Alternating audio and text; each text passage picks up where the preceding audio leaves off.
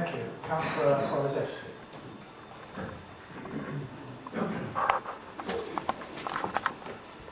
Thank you, Mr. Mayor. I was actually wondering whether to come here tonight. I'm glad I did know, because there's a few others, but and the shops are quiet. Sorry, I'm being facetious. Do you know, I really don't know where to start with. I'm not going to be as articulate as Councillor Potts there, because I feel very raw and emotional about this subject, and I think it deserves, because it is so very, very important. I feel as though I'm banging my head on a brick wall with this one. You know, and for years it's the same argument, it's a different day. It's just getting so frustrating. One of the reasons I did want to be here tonight, and I feel I had to be here tonight, is it's my duty to be here tonight. So all those people and all those hard-working people in Cranleigh who elected me to help them protect and save their environment. At our last parish council, at our last meeting of the council, I was pleased to see the local plan and the emergency spatial strategy. But I was very, very disappointed. And I'm more disappointed that this evening we are looking at this item under part 2.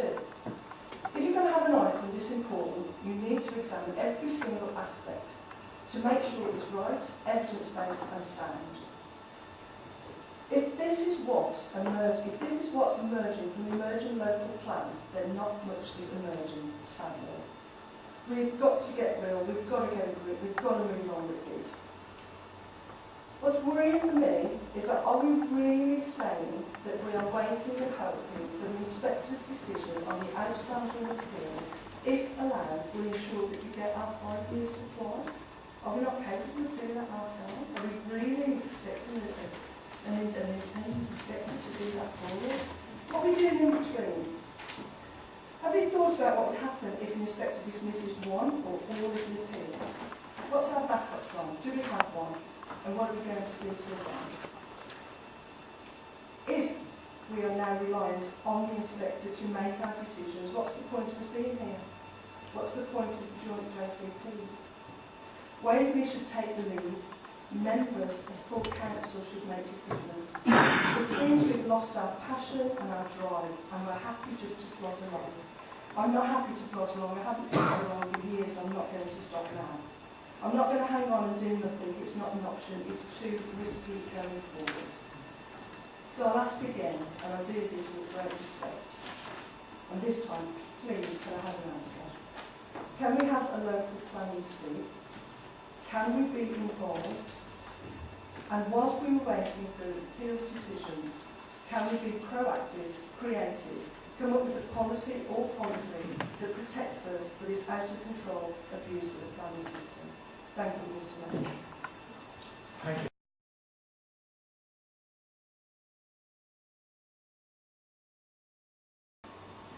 Going to Cllr Foryszewski and the comments made there, of course, the member briefing all-day meeting in July. We had the community ONS for all members in November. And yes, you say that the inspector will make the decisions. Well, for instance, if we take Knoll Lane, Cranleigh 425 was put to the committee with a recommendation to grant, and the committee decided no.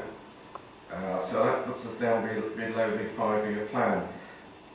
The joint planning committee has been making decisions, and those decisions do mean that we are below the 5-year.